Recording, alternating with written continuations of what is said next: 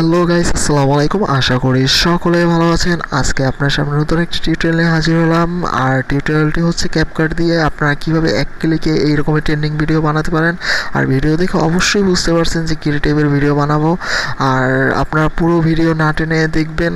আর যারা যারা আমার চ্যানেল সাবস্ক্রাইব করেননি তারা অবশ্যই সাবস্ক্রাইব করে পাশে থাকা বেল আইকনটি অন করে দিবেন। তাহলে নিত্য নতুন যে ভিডিওগুলো আমি আপলোড করি অনায়াসে আপনার কাছে নোটিফিকেশন চলে যাবে।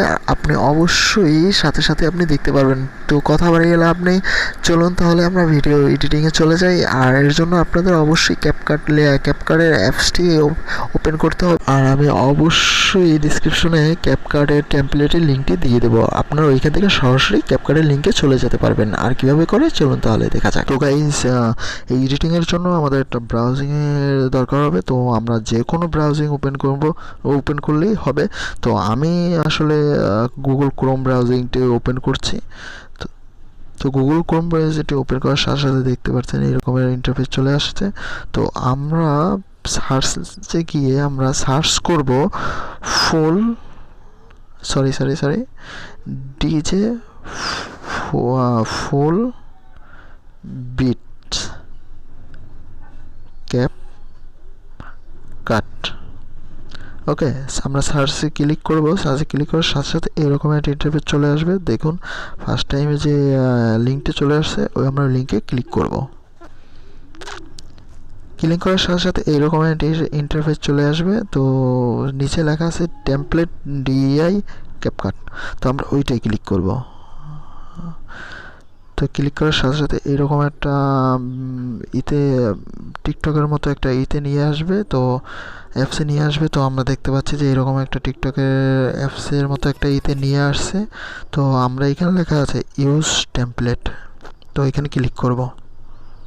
তো ক্লিক করার সাথে সাথে এইরকম একটা ইন্টারফেস চলে আসবে। আপনারা ভিডিও থেকেও করতে পারেন, পিকচার থেকেও করতে পারেন। তো আমি সরাসরি ফটো নিয়ে নেব। তো এর জন্য 4টা ফটো দরকার হবে আমার। তো আমি 4টা ফটো নিয়ে নিতেছি।